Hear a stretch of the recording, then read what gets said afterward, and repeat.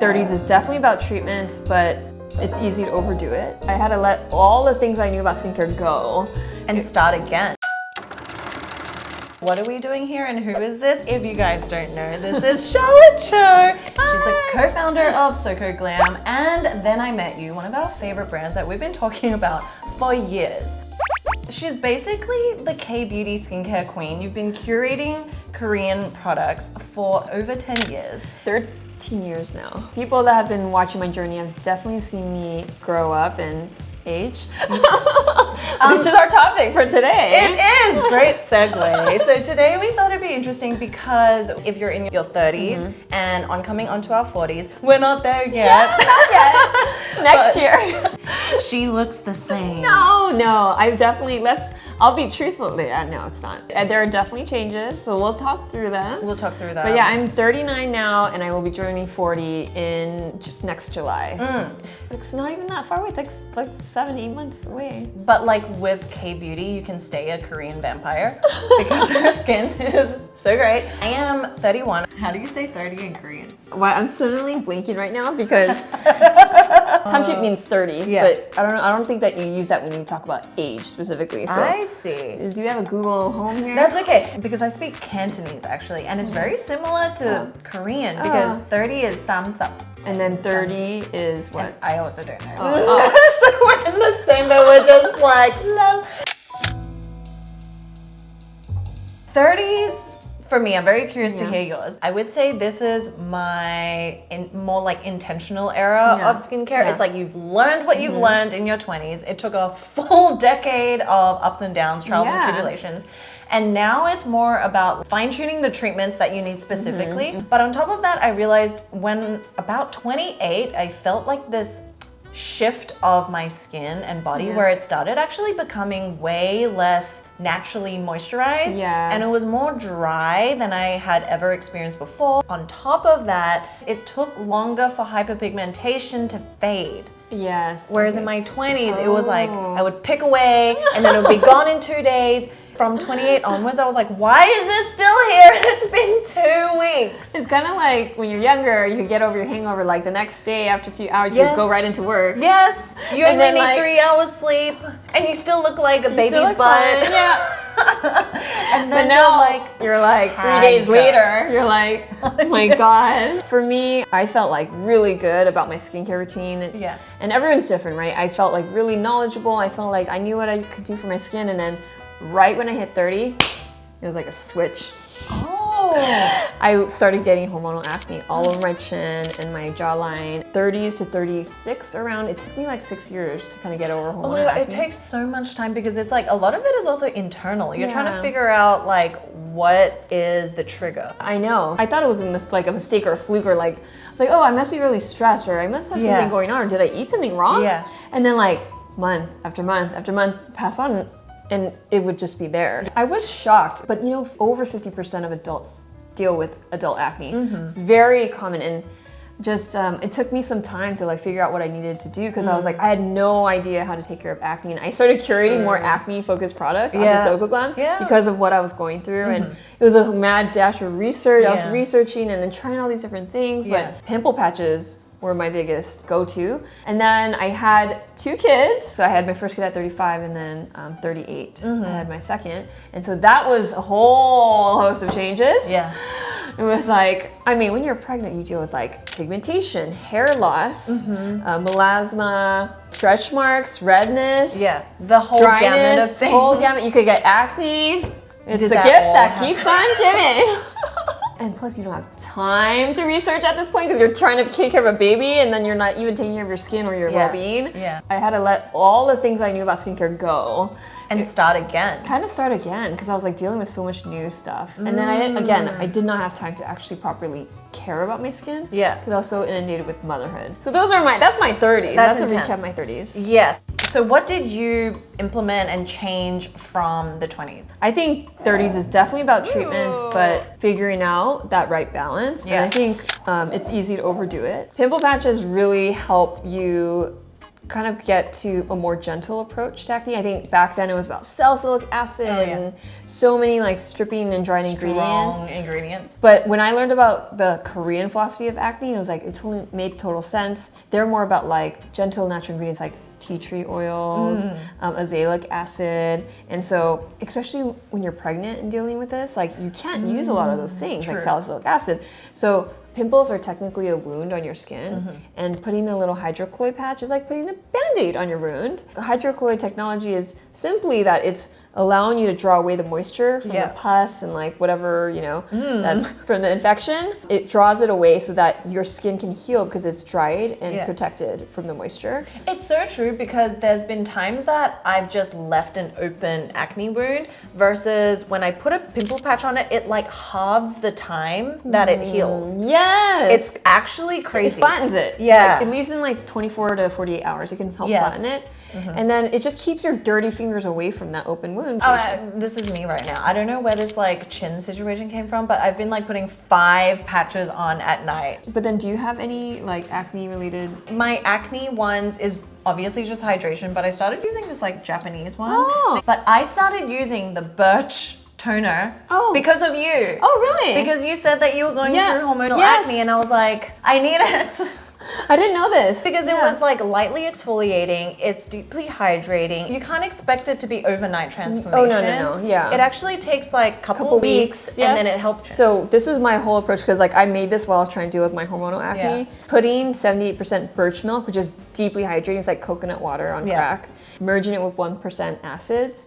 It's that fine balance. It's gonna chemically exfoliate your skin and get to the root of the condition, but it also makes everything hydrated and supple. Yeah, you know when you overdo it with drying ingredients, you get this like dry crusty ring around the breakout. Oh yeah. But if you do it right, you won't get the dry crusty ring. Yeah, your skin needs moisture and hydration to actually heal itself. Yeah. So doing all of that to zap it with its moisture is actually, you're making it worse. So that's kind of my approach to all of like my product formulations, is like that balance, striking that balance, leading with hydration actually. So that was acne for me and you. Let's talk about other treatment steps. Okay, so pigmentation. Pigmentation, so really is like through hydration, and also I started incorporating like vitamin A.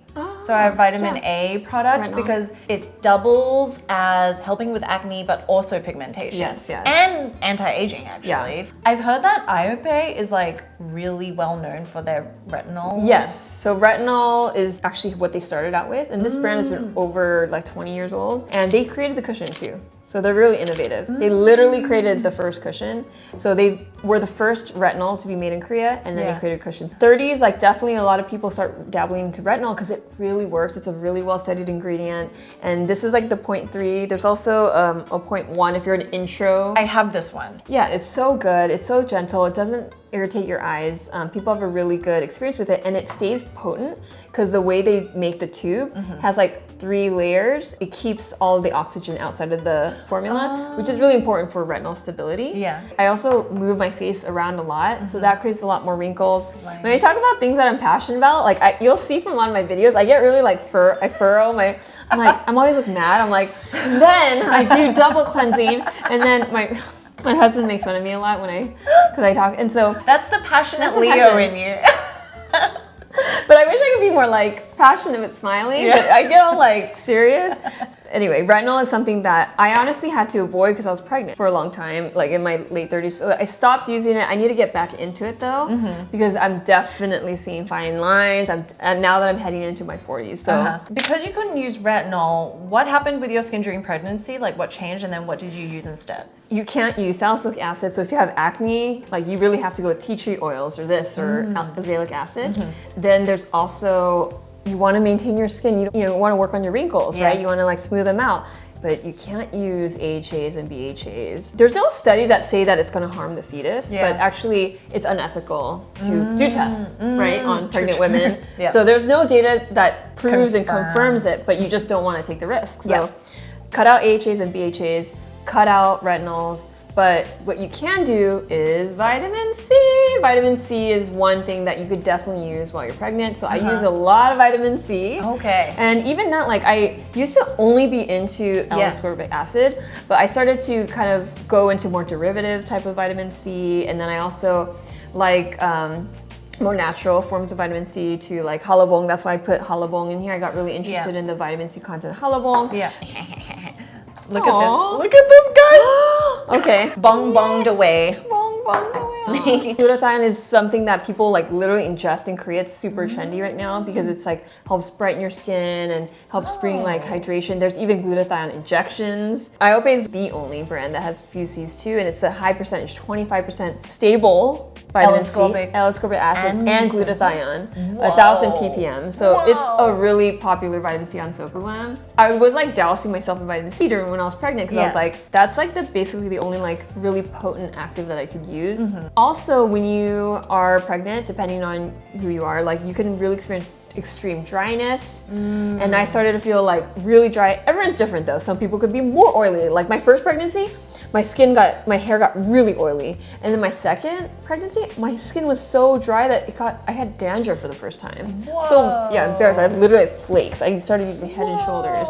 So every pregnancy is different, every person's different. But for me, I definitely had experienced a lot of dryness. And then my hormonal acne also like, it never came back after pregnancy too. Oh, okay. So that really changed, and so you have a whole set of other things again. Hair loss, and then I got rosacea after pregnancy, and a bit of the melasma too. Because isn't it like during pregnancy is like one set of hormonal skin situation, and then afterwards is another? Yeah, because your skin's like your body's resetting, and then you're like producing milk, and then everything's so different. And so melasma is something that you can't, unfortunately. Did you get melasma? I had a little melasma. Yeah, a little melasma. Dr. Claire Chang diagnosed me with a little bit of melasma after pregnancy. That one you have to use lasers. You know, there's certain things that you can't get rid of with skincare products.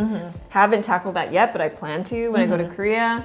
Even dealing with rosacea, like that's something I never had. And then after pregnancy, I have a little bit of rosacea too. What did you use for rosacea then? The only thing about rosacea is just you need to deeply hydrate. Like that's like the best way to take care of. Okay. Yeah, because it's sensitive. Calming, yeah, calming. And K-Beauty, all about soothing and calming. So one of my favorite serums is like the Toradin. Ooh, can you tell me what you like about this? Because I haven't tried it yet. It's just so, I don't know, the texture's just right. Is the serum the most oh, beautiful. Yeah, okay, I understand. I just like the texture, yeah. It just fits me, and I got into the viral trend, and I approve the voucher. That's why we curated it on SokoGlam, because I'm so into it. So different forms of hydration, you know, like the Real Barrier Extreme Cream, and even the Renewing Rich Beauty Cream, just fusing it with ginseng. Like I really started to get into like what makes a really good moisturizer. Yeah. And then now as I'm getting older, and I'm not pregnant anymore, but I'm starting to lose that natural moisture, which is why I'm even more dry than ever before. And so it's kind of weird, but I'm kind of going back to my basics in my 20s where I'm like really into just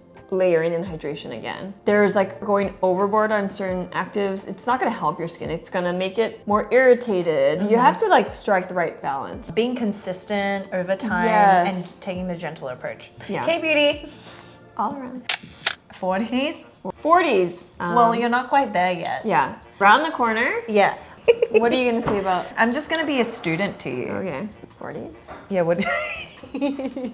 Man, I'm like a whole decade older than you. Yeah, but you look the same. No, trust me. I know I don't look the same. Wait, you didn't even meet me in person. We'll just like That's such a lie. You never even met me until like this year. Well, so should I tell you what you should expect when you're my age? Yeah? Like, tell me what I should look forward to. You know, everyone like always says aging in terms of like, oh, I'm getting older, but like there are changes, but then I also feel like more myself as the years go on. Like you just are more sure of yourself, you know. Yeah, like I'm way more comfortable in my skin, for sure. But I have to say that now that I'm hitting 40s, that number is honestly jarring. It's like, oh wow, I'm in my 40s. When I tell people my age, they're like, oh my gosh, you don't look like you're in your 40s. No. And then now I've like come to expect that. Yeah, just tell me more. Like when I tell people, oh yeah, I'm almost 40, they're like, if they're just like, oh okay, I'm like, and then? No, I feel like until maybe you're like 70. Yeah. And you see drastic change. It's like overnight. I read an article about they say that there's a certain point when your body will change and drastically there will be changes to you. It doesn't happen gradually. It was so scary. And then ajuma. Yeah, that's what that meme is true. You know, it was like 20s, 30s, 40s, and then suddenly, like, poof, your hair is like gray. Yeah. Because you're not there yet. So what have you like heard, or what do Korean women? What's their philosophy about this phase? Honestly, I mean, let's be real here. Like, there's only so much that skincare can do, right? And you're dealing with like deeper fine lines, certain, gravity takes its toll. So there are certain things that definitely can be addressed through lasers. I know a lot of my friends in their 40s that are asking me about when they go to Korea, what should they do? Yeah. There's like pigmentation that cannot be reduced by vitamin C anymore, so you need a laser that. Lasers are actually, honestly, not talked about enough because there's so many treatments with lasers that you can use. And it's not gonna happen overnight because you sometimes have to go repeatedly, but definitely that's something that's happening all the time in Korea. Korea's not just K-beauty, they're also the plastic surgery capital of the world. So there's a lot of medical tourism going on in there. Yeah. And so I think that's a topic for another video, honestly. Yeah, that's a whole thing, like Botox. Yeah. Is that like a norm? Oh yeah. Yeah. They even like try to do preventatively, like baby Botox, so that, as I said, I like furrow my eyes a lot when I talk about something I'm passionate about. And so they add that just a little bit, not because they're trying to like plump up fine lines, but they're just trying to prevent their forehead from moving so much. So there's all these things that can be done. I anticipate like, I will like kind of look and seek that out. I haven't done much of that at all, but I think in my 40s I will. And consistency is key. That's why I created Then I Met You with more of like a punch, because I want gentle and innovative Korean ingredients, but I also want that sensorial textures with that potent active ingredient that will actually make a difference. And it's interesting because it's like it will work for you differently in different phases of your life, and they serve kind of different purposes. Yeah. So I'm excited for my 40s. I feel, like you said, I feel very comfortable in my own skin, and I just look forward to it. I'll keep you posted. Yeah. I'm like your ghost of Christmas future. Tell me more. Any other like holistic tips? Drink lots of Maxim. No, I'm not really good at the holistic stuff. Okay.